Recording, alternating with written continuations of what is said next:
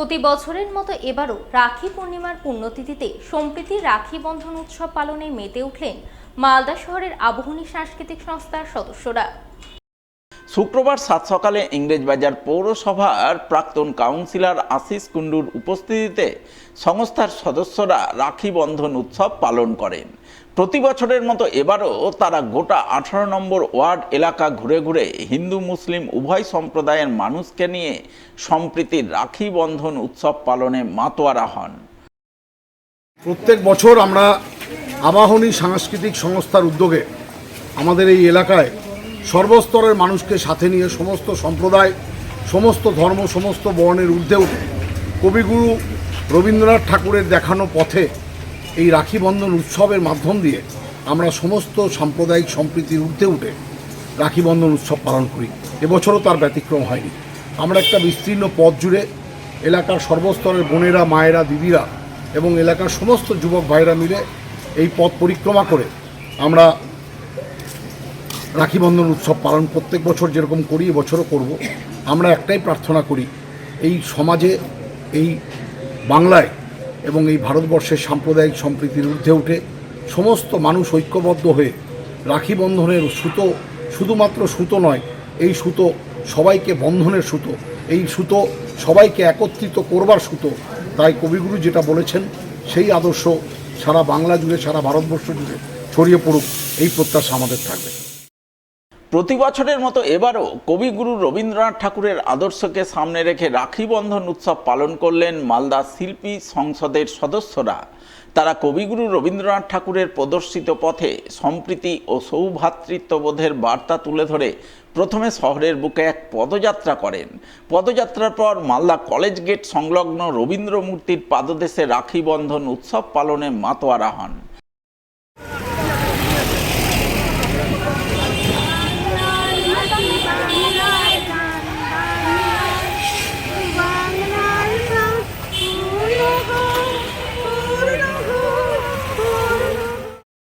আমরা সবাই স্বেচ্ছাসেবী সংগঠনের পক্ষ থেকে বুলবুলচন্ডী পুরনো বাস স্ট্যান্ডে রাখি বন্ধন উৎসব পালন করা হয়। শুক্রবার সকাল 9টা নাগাদ বুলবুলচন্ডী পুরনো বাস স্ট্যান্ডে রাখি বন্ধন উৎসব বিভিন্ন কর্মসূচির মধ্য দিয়ে শুরু হয়। প্রদীপ প্রজ্বলন করেন পশ্চিমবঙ্গ সরকারের আদিবাসী উন্নয়ন এবং জল ও সেচ দপ্তরের প্রতিমন্ত্রী জোয়েল মুর্মু। এরপর তিনি ফিতে কেটে রবীন্দ্রনাথ ঠাকুরের ছবিতে পুষ্পার্ঘ্য অর্পণ করে রাখি বন্ধন উৎসবের শুভ সূচনা করেন। একে অপরকে রাখি পরিয়ে রাখি বন্ধন উৎসব পালনে মেতে ওঠেন আমরা সবাই সংস্থার সদস্যরা। তারা উপস্থিত বিশিষ্ট জনেদের হাতে রাখি পরানোর পাশাপাশি পথ চলতি সাধারণ মানুষজন, ব্যবসায়ী, ট্রাফিক পুলিশ, সিভিক ভলান্টিয়ার এবং বিভিন্ন যানবাহন চালকদের হাতে রাখি পরিয়ে তাদের মুখ মিষ্টি করান। সকলকে রাখি বন্ধনের প্রীতি শুভেচ্ছা জ্ঞাপন করেন। আমাদের সারা পশ্চিমবঙ্গে জুড়ে আমাদের সমস্ত ঘরে ঘরে এই রাখি বন্ধন হচ্ছে এবং রাখি বন্ধন এখনো চলছে। এই বুলবুলচন্ডীতে আমরা সবাই স্বেচ্ছাসেবী সংগঠনের পক্ষ থেকে আজকে আমাদের যে রাখি বন্ধন উৎসবের মধ্যে দিয়ে এই যে সকাল থেকে এই কার্যক্রম চলছে, তাদেরকে আমি আমার পশ্চিমবঙ্গ সরকারের পক্ষ থেকে এবং আমি এলাকার জনপ্রতিনিধির পক্ষ থেকে এলাকাবাসী হিসাবে আমরা সবাই স্বেচ্ছাসেবী সংগঠনকে ধন্যবাদ জানাই। সকাল থেকে রাখি বন্ধন চলছে, এই পথ চলা মানুষ যারা যাচ্ছে তাদের হাতে রাখি পরে দিচ্ছে আর সুন্দরভাবে সমস্ত কিছু এখানে মানুষজন এসে রাখি বন্ধন চলছে। আমরা সবাই স্বেচ্ছাসেবী সংগঠনকে আমি আমার পক্ষ থেকে অনেক অনেক ধন্যবাদ, কৃতজ্ঞতা, নমস্কার। পশ্চিমবঙ্গ সরকারের উদ্যোগে এবং পুরাতন মালদা পৌরসভার সহযোগিতায় সাড়ম্বরে পালিত হয় রাখি বন্ধন উৎসব।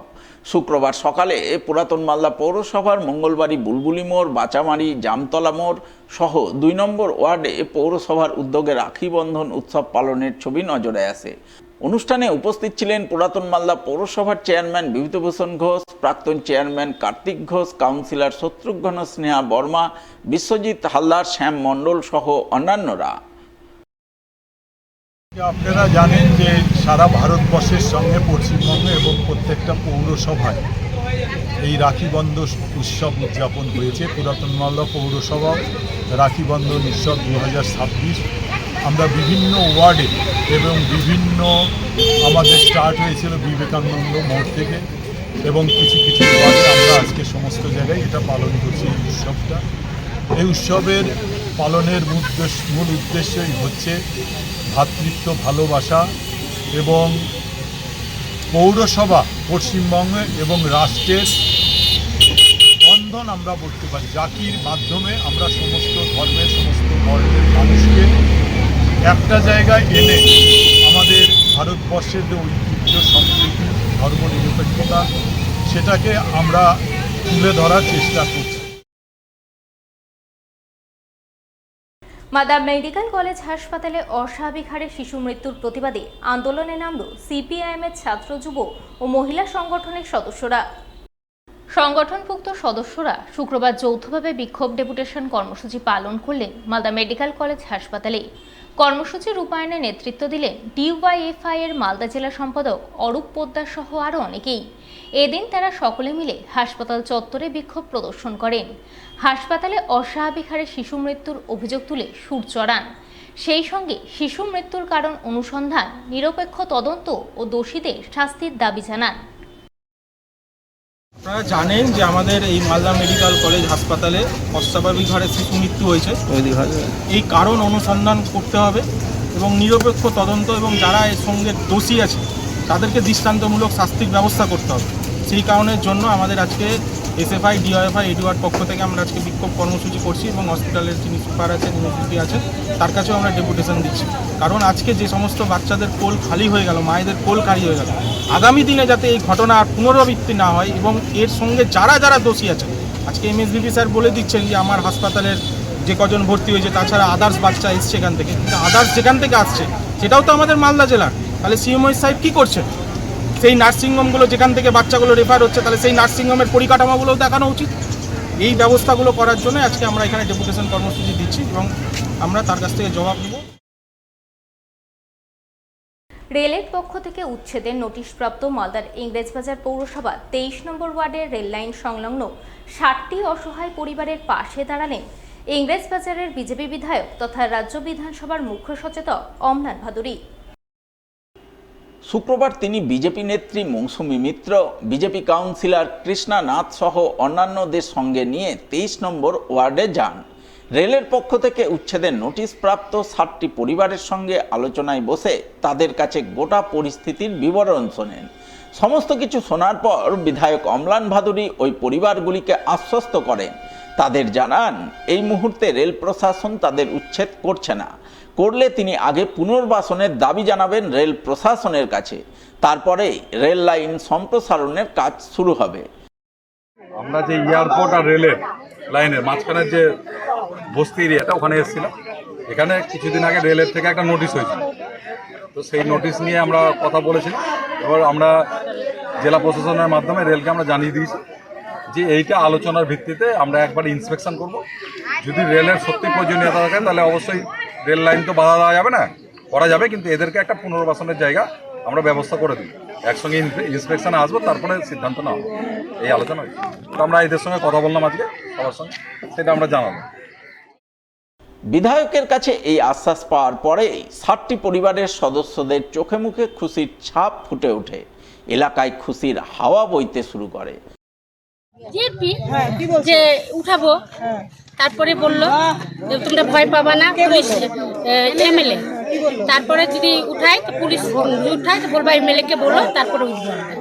হ্যাঁ হ্যাঁ, ভয়ের কিছু না, এখন ভয় পাচ্ছি না। আর এমএলএ কিছু বলেছে কি? হ্যাঁ, ভরসা। এমএলএ আর কি বললো? বললো তোমাদের আমরা যখন উঠাবে আলোচনা করব, করে উঠাতে হয়, আমরা তোমরা একটা জায়গার ব্যবস্থা করব, করে উঠাবো। আর চিন্তা আছে? না, আর চিন্তা আছে না, চিন্তা নেই। অনেকে এসে তো ভুল বোঝায়, অনেকে এসে ভুল বোঝায়, তো তারা এসে ভুল বোঝালে আর কি? না, আমি শুনবো না। কি বলবো তাদেরকে? না, বলবো না, যে এমএলএ কে জানো, তারপরে